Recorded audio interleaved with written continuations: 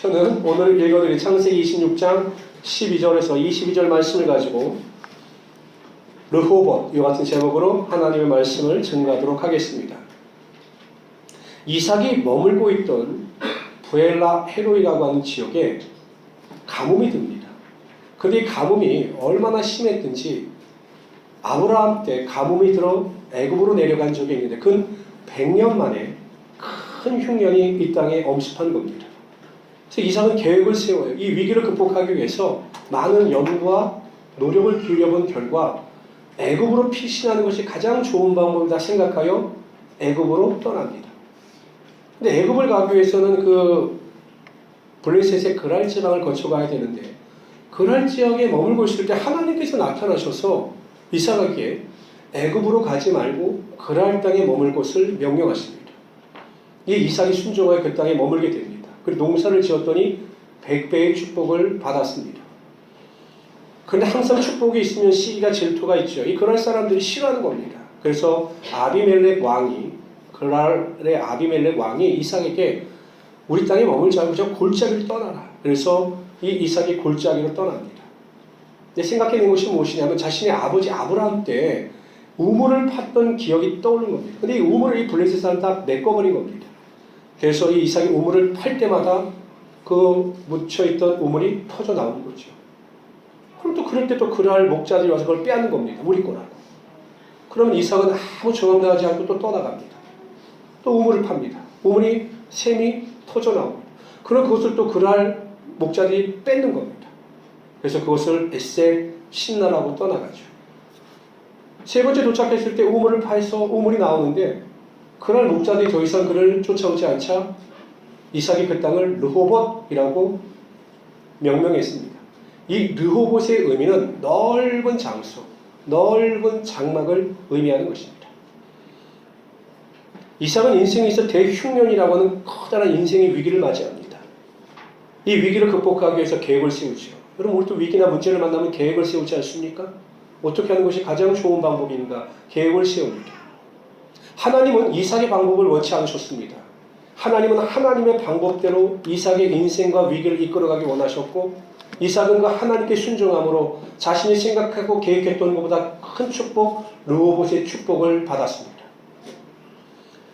올 한 해를 시작하면서 여러분 제가 예언컨대 여러분들 또한 수많은 위기와 위험과 실패와 좌절을 맞이할 수 있을 겁니다. 뿐만 아니라 성공과 기쁨과 환희도 맞이할 수 있을 겁니다. 그러나 결론적으로 저는 기도하기를 여러분들의 인생 자체가 이삭이 하나님께 대하여 넓은 장막, 넓은 지경, 이 르호봇의 축복을 받았듯이 2018년도에도 여러분의 삶에 하나님의 르호봇의 축복이 임하기를 간구합니다. 그래서 오늘 이 시간 어떻게 하면 우리가 이 르호봇의 축복을 얻을 수 있을 것인가? 그 방법을 살펴보라 함께 은혜를 나누고자 합니다. 첫 번째로 우리의 삶에 르호봇의 축복이 임하기 위해서는 하나님께 대한 절대적인 순종이 있어야 합니다. 여러분 애굽으로 내려가려고 모든 방법을 다 연구했습니다. 근데 갑자기 하나님께서 그랄 땅에서 그 계획을 접으라고 명령하시죠. 여러분 그럴 때 있지 않습니까? 우리가 뭔가 계획을 세우고 있는데 갑자기 그 계획이 어그러지게 되고 그 계획이 180도 바뀌게 되면 당황합니다. 이삭도 그러지 않았을까요? 얼마나 당황했을까요? 분명히 애굽이라는 분명한 목표와 비전이 있었는데 갑자기 하나님은 그 그랄 땅에 머물라는 겁니다. 그랄 땅에 머물 준비를 전혀 하지 않은 상태였습니다. 그런데 이삭은 모든 것을 다 내려놓고 하나님의 명령에 순종하여 백지 상태에서 다시 시작합니다. 그랬더니 하나님께서 그의 삶의 축복, 르호봇을 허락하여 주신 거죠. 근데 여러분 어때요? 순종이라는 것이 쉽습니까? 순종이 쉬우세요? 아유, 순종이 쉬우면 목회하기 제가 얼마나 쉽겠습니까? 순종은 여러분 잘하시면 하나님 말씀에 순종을 잘하시면 하나님이 얼마나 좋으시겠습니까? 그러나 순종이 생각보다 쉽지 않고 순종하는 것이 어렵기 때문에 순종의 열매를 맺는 경우가 극히 드문 겁니다. 온전히 순종하기 위해서는 분명한 결단이 있어야 합니다. 그리고 노력해야 합니다. 첫째, 순종하기 위해서는 나를 포기해야 합니다. 나의 유익, 나의 즐거움, 나의 생각과 감정, 나의 욕심, 탐심을 다 포기해야 합니다. 아말렉과의 전쟁에서 하나님은 사무엘에게 명령하셔요. 뭐라고 명령하시냐면 너는 가서 사울에게 이렇게 이야기하라. 남녀와 소아와 그러니까 어린아이와 젖먹는 아이와 우양과 낙타와 나귀들 즉 아말렉에서 코로 숨쉬는 모든 생명을 다 멸절시켜라 이렇게 명령하셔요. 하나님께서 왜 이렇게 잔인하게 명령하셨냐면 이스라엘 백성들이 애굽에서 출애굽했을 때 아무 이유 없이 가장 먼저 공격한 민족이 아말렉입니다. 하나님은 그것을 기억하시고 그들을 멸절시키기로 작정하신 거죠. 사울도 아무 생각 없이 그렇게 하겠다라고 떠났습니다. 근데 여러분 가서 보니까 소가 얼마나 좋은지 몰라요. 양이 얼마나 좋은지 몰라요. 순식간에 욕심이 들어온 겁니다. 야, 저것을 내가 어느 정도 소유하고 조금은 하나님께 번제로 드린다면 하나님도 기뻐하시고 모든 것이 다 윈윈 되지 않겠느냐라고 생각하여 우양과 소와 아각 왕을 살려줍니다. 그리고 사무엘이 책망하자 이렇게 핑계를 대요. 그것은 우리가 아말렉 사람에게서 끌어온 것인데 백성이 당신의 하나님 여호와께 제사를 하여 양과 소의 가장 좋은 것을 남기며 그 외의 것은 우리가 다 진멸하였나이다. 그러니까 90%는 순종하고 10%만 살려놨으니 내 순종이 온전한 순종이지 않겠느냐 이렇게 사무엘에게 말하는 겁니다. 그때 좀 사무엘이 유명한 말을 하죠. 우리가 잘 알고 있는 말씀입니다. 다 같이 읽어봅시다. 시작. 여호와께서 번제와 다른 제사를 그 목소리 순종하는 것을 좋아하신 같이 좋아하겠는가. 순종이 제사보다 낫고 듣는 것이 수양의 기름보다 나으니 이는 거역하는 것은 점치는 자와 같고 완고하는 것은 사신 우상에게 절하는 죄와 같음입니다. 여러분 불순종의 죄를요 점치는 자와 같이 취급을 합니다. 하나님께서 가장 싫어하는 자가 어떤 자냐면 우상을 섬기는 자와 이 점치는 자 복수를 하는 자들이에요. 그만큼 불순종의 죄가 큰데 사울 왕의 이 불순종의 죄가 그만큼 크다라는 것을 강조하고 있는 것입니다. 결국 사울은 하나님께 버림을 받게 됩니다. 나름대로 자신을 순종했다고 생각했는데 자신의 탐심을 버리지 못함으로 불순종의 죄로 인생이 심판받고 하나님께 버림을 받고 마는 것입니다. 예수님께서 십자가의 사명을 감당하시기 위해서 겟세마네 동산에서 기도하셨습니다. 기도의 내용은 이런 것입니다. 아바 아버지여, 아버지께 모든 것이 가능하오니 이 잔을 내게서 옮기시옵소서. 그러나 나의 원대로 마옵시고 아버지의 원대로 되기를 원하나이다. 예수님께서 담당하셔야 될 우리의 죄가 너무나 컸습니다. 십자가에서 그 고통을 감당하시기가 인간의 육신을 입고 있었기 때문에 그만큼 힘드셨습니다. 그래서 하나님께 기도한 것이죠. 될 수만 있다면 이 고난의 잔을 내게서 옮기시옵소서. 근데 여러분 예수님의 위대하심이 어디 있습니까? 나를 포기합니다. 자아를 포기합니다. 그리고 하나님께 다시 기도하죠. 그러나 나의 원대로 마옵시고 아버지의 원대로 되기를 원하나이다. 그리고 그 십자가의 잔을 드셨습니다. 자신을 버리고 십자가의 잔을 드셨을 때 하나님께서 그를 통해서 하나님의 영광이 나타나게 하여 주십니다. 여러분 우리가 이 세상을 살아갈 때 항상 힘든 것은 내 자신을 죽이는 겁니다. 내 생각이나 판단이나 감정을 죽이고 하나님의 말씀에 복종하는 것이 굉장히 힘이 듭니다. 그러나 성도 여러분 분명히 기억하십시오.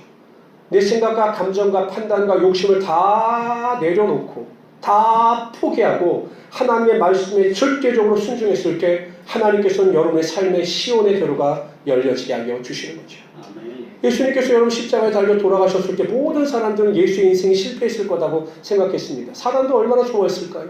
끝났다. 내가 승리했다. 그러나 하나님께서는 그 예수님의 순종을 그 자리에 머물게 하지 않으셨습니다. 사흘 만에 예수님을 살리셨고 하나님 우편에 앉게 하셨고 중보자로 세우심으로 하나님께서 홀로 영광을 받아 주신 것입니다. 순종의 길은 시온의 대로와 같이 평탄하고 넓은 길이 아닙니다. 순종하려면 여러분 고난과 고통이 따르게 되어 있습니다. 사도 바울이 하나님의 말씀에 순종할 때 그의 삶의 시온의 대로가 열렸습니까? 십자가의 고난과 환난이 그를 기다리고 있었습니다. 그러나 그가 자신의 모든 안락함과 편안함을 내려놓고 그 말씀에 순종했을 때 하나님께서 그를 위하여 의의 멸관을 예비하여 주신 거죠. 저는 우리 모든 성도님들이 철저하게 내 생각과 판단과 감정과 욕심을 다 내려놓고 하나님의 말씀에 절대적으로 순종하며 살아가시는 하나님의 귀한 성도들이 되시기를 주님으로 축원합니다. 그러면 반드시 하나님께서 여러분의 삶에 르호봇의 축복이 나타나게 하여 주실 것입니다. 두 번째로요. 이게 중요한데요. 순종하기 위해서는 하나님의 뜻을 분명히 알아야 합니다. 착각도 자유다. 착각은 자유예요. 착각은 자유. 제가 이제 목회 지금 한 20년 했는데요. 20년 더 했나요? 그렇죠. 한 21년째입니다. 수많은 성도들을 만나봤습니다. 그래, 이런 분들이 있어요. 아이고, 목사님, 저처럼 순종 잘하는 사람은 없습니다. 저는 정말 하나님 앞에 완전히 순종합니다. 저는 속으로 생각하죠. 착각도 자유십니다. 제가 보기엔 아니거든요. 본인은 본인의 입술로 순종한다라고 이야기는 하지만 목회자가 함부로 사람을 판단할 것은 아니지만 객관적인 기준을 가지고 봐도 아니거든요.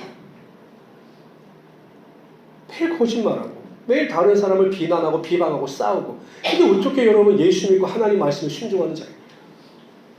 왜 그럴까? 왜 저렇게 근자감을 가지고 근거 없는 자신감을 가지고 살아갈까? 하나님의 말씀, 하나님의 뜻에 합당한 순종이 아니라 자신이 생각하는 순종의 틀을 만들어 놓고 그 말씀에 순종한다라고 착각하기 때문이죠. 여러분, 우리는 아무렇게나 믿는 자들이 아니에요. 여러분, 우상을 믿는 자들은요, 뭐 룰이 없어요. 룰, 틀이 없잖아요. 우상 믿는 사람들, 여러분 귀신 믿는 사람들 뭐 경전이 있어요? 없어요. 오직 그냥 본만 받는 겁니다. 비나이다, 비나이다, 비나이다. 자기들이 믿고 싶은 대로 빌고 자기들이 믿고 싶은 대로 믿는 것이 우상 숭배자들입니다. 그러나 하나님을 믿는 사람들은 믿는 틀이 있어요. 틀. 성경이 있지 않습니까? 하나님의 뜻은 무엇이고 어떻게 하나님의 뜻을 분별할 수 있는 이 틀이 있어요. 틀. 이 틀에 맞게 믿을 때 그 순종이 온전해질 수 있는 것입니다. 하나님의 뜻대로 하는 순종이 귀한 열매를 나타나게 하는 것이죠. 그래서 저번 주에도 우리가 하나님의 뜻이 무엇인가를 설명드렸잖아요. 항상 기뻐하고 쉬지 말고 기도하고 범사에 감사하는 것이 하나님의 뜻이다. 근데 세세한 것까지 하나님의 뜻을 구별할 수 없을 때가 많아요. 예를 들면 뭐 직장을 들어가야 되나 말아야 되나 뭐 이런 거 세심한 것까지는 알 수가 없는데, 그래도 그것을 분별할 수 있는 기본적인 하나님께서 그 지혜를 주셨어요. 첫째, 그 로마서 12장 2절에 보면 이런 말씀이 있습니다. 너희는 이 세대를 본받지 말고 오직 마음을 새롭게 함으로 변화를 받아 하나님의 선하시고 기뻐하시고 온전하신 뜻이 무엇인지 분별하도록 하라. 그러니까 하나님의 뜻을 분별할 때 기준이 있어요. 첫째, 하나님의 뜻은 선하십니다. 항상 하나님의 뜻은 선해요. 내가 무슨 일을 하려고 할 때 그 일을 통해서 다른 사람들에게 피해를 주거나 다른 사람에게 상처를 준다. 이거 하나님의 뜻이 아닙니다. 내가 생각하기에 나한테 너무 좋은 일, 이 일만 하면 나에게 유익이 와요. 그런데 그 일을 선택함으로 다른 사람에게 피해를 주거나 상처를 준다면 이건 하나님의 뜻이 아니다는 거예요. 하나님의 뜻은 선하기 때문에. 그 일을 선택하고 결정했을 때 도덕적으로 문제가 생길 것 같다. 도덕적으로 문제가 있다. 이거 하나님의 뜻이 아니다라는 거예요. 제 동기가 신학교를 졸업하자마자 지금 제가 아마 30살 초반 때 전도사로 처음 발령이 나서 가니까 그 구역의 집사님이 전도사님이 처음 오셨으니까 우리 사업장에 와서 축복을 해달라고 이제 초청 예배를 드린 거예요. 성도들 많이 모아놓고. 그래서 얘도 이제 전도사니까 한창 말씀을 준비해서 갔겠죠.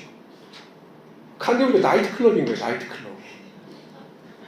막 사람들 춤추고 술 팔고 하는 나이트클럽인데 이걸 어떻게 기도를 해야 되나 고민이 되는 거예요. 축복을 해달라고 할 수도 없고.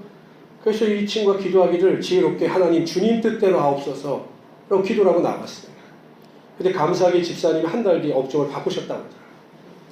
그러니까 예수 믿는 사람들은 어떠한 직업이나 일을, 사업을 선택할 때도요, 정말 하나님께서 원하시는 선한 일인가 아닌가, 내가 얼마나 많은 돈을 벌 수 있는가, 이게 중요한 것이 아니라 과연 하나님의 뜻대로 이 일이 선한 것인가, 하나님의 영광을 드러낼 수 있는 일인 것인가를 잘 판단해야 된다는 겁니다.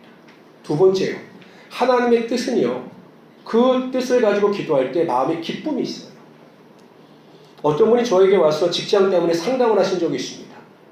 목사님, 제가 어떤 직장을 놓고 기도하는데 시간도 또 페이도 모든 것이 완벽한데 이상하게 그 직장을 놓고 기도하고 그 직장에서 오라고 그러는데 그 직장을 놓고 기도하면 마음이 편치 않습니다.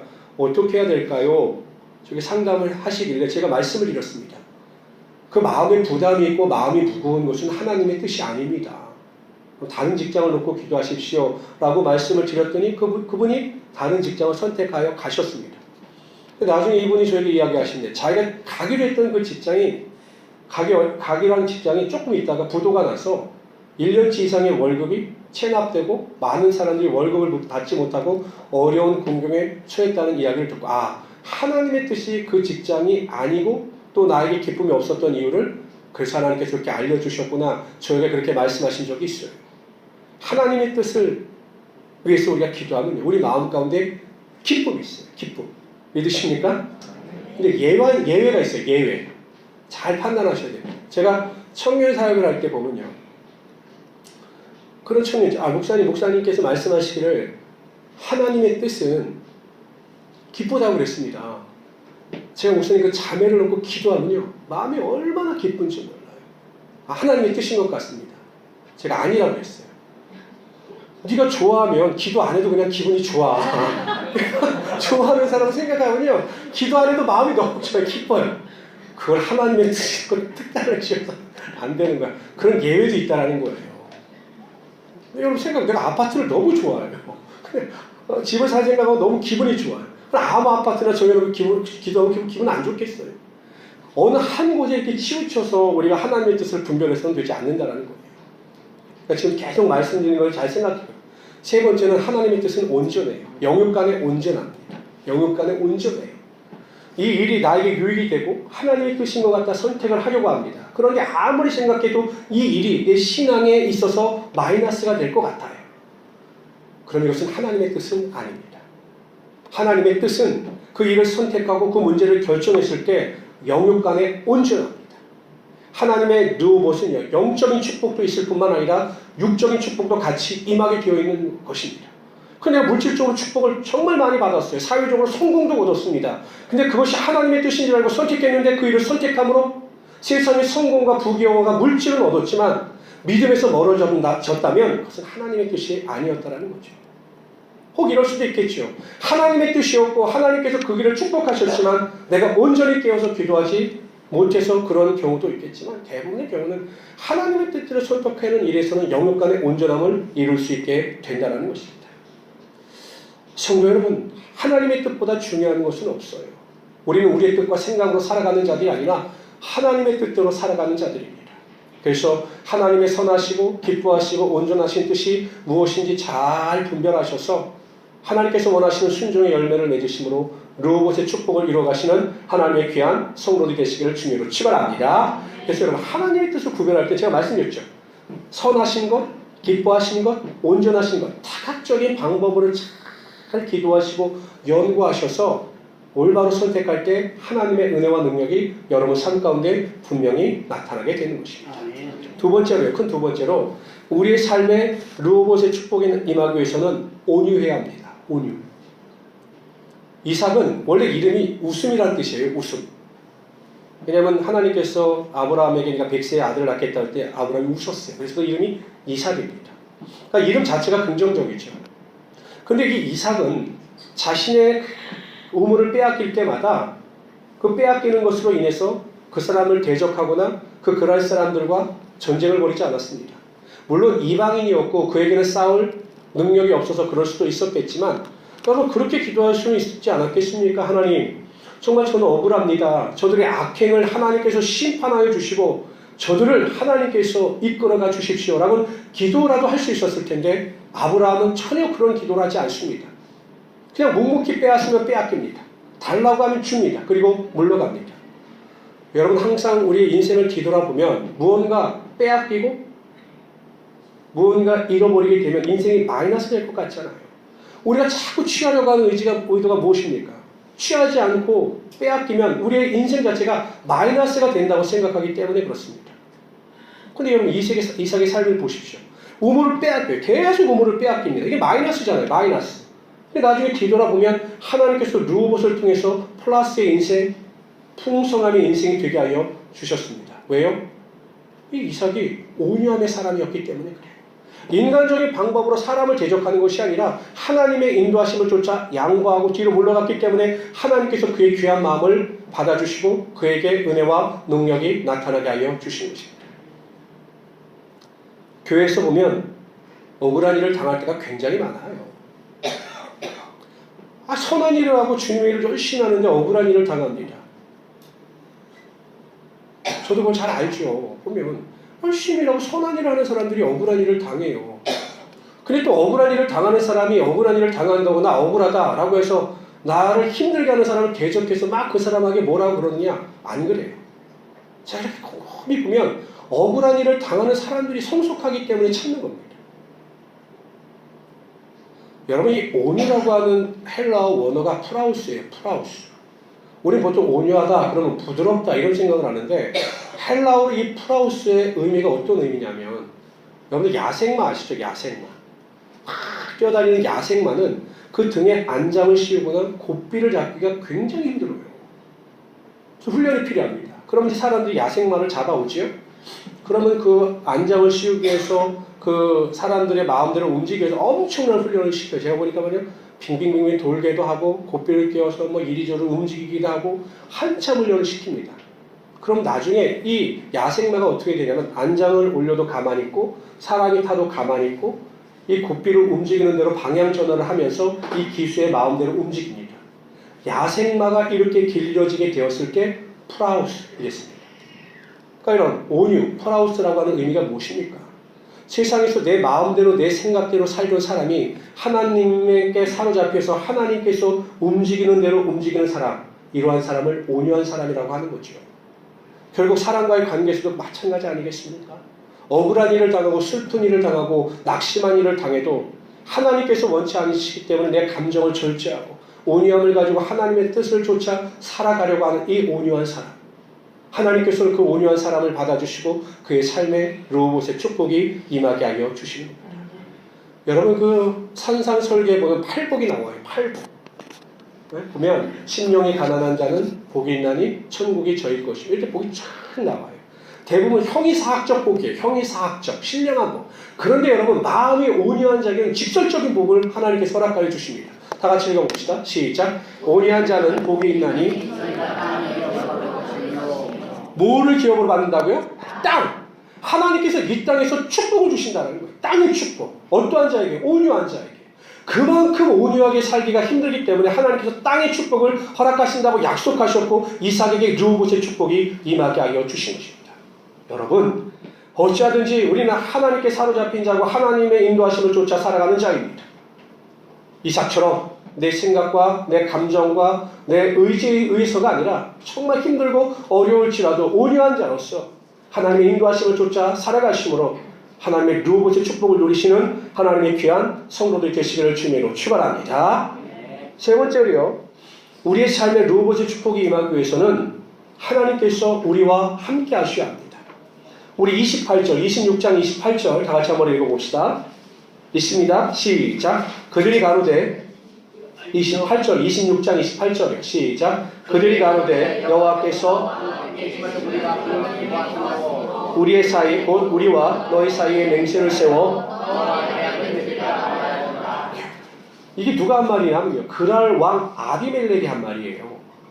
아비멜렉이 이삭을 내쫓았습니다. 그래 들리는 말에 의하면 이 이삭이 가는 곳마다 축복을 받는다는 소식을 들은 거예요. 그래서 이 아비멜렉이 안 겁니다. 아하, 이 이삭은 평범한 사람이 아니라 하나님께서 함께 하시는 사람이구나. 만일 이삭과 하나님이 동행한다면 혹 우리가 이삭에게 잘못된 행위에 의하여 우리를 하나님께서 심판하실 수도 있겠다. 이 두려움이 들어온 겁니다.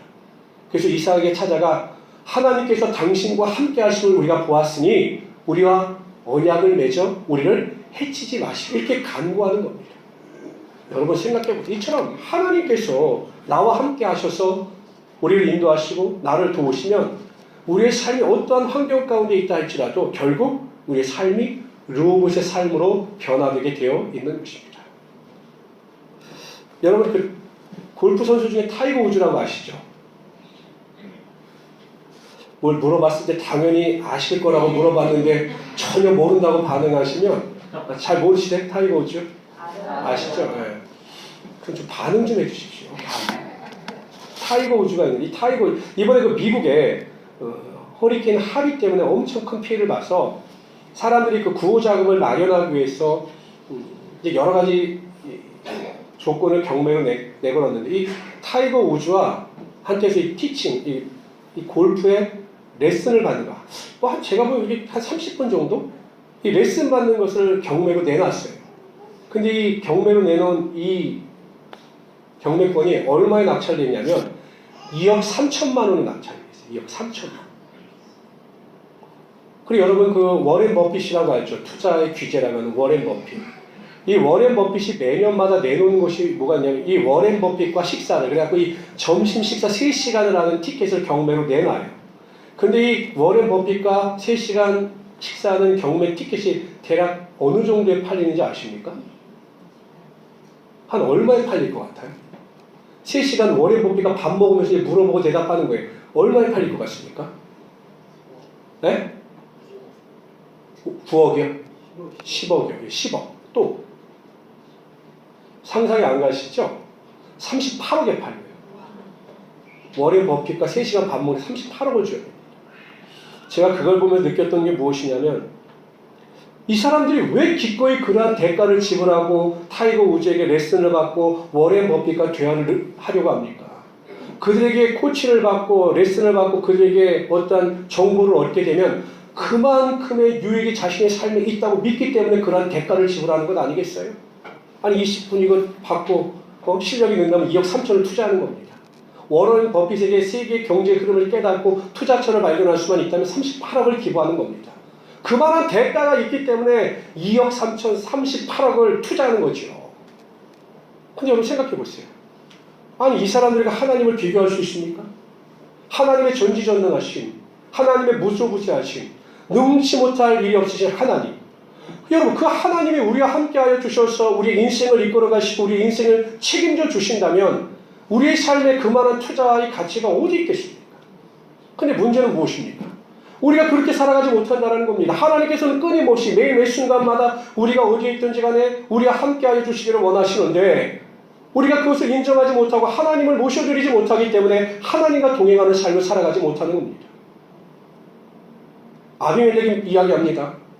하나님께서 당신과 함께함을 내가 보았습니다. 이삭에게 이렇게 말을 합니다. 우리가 하나님을 잘 믿고 하나님과 동행하는 삶을 살아간다면 다른 사람들이 여러분을 보면서 그렇게 말할 수 있어야 되는 거죠. 당신을 보면서 나는 하나님께서 당신과 함께함을 봅니다. 하나님께서 당신의 인생을 도와주심을 나는 믿습니다. 이런 말이 나와야 우리가 진정 하나님과 동행하는 삶을 살아가고 있다고 말할 수 있게 되는 것입니다.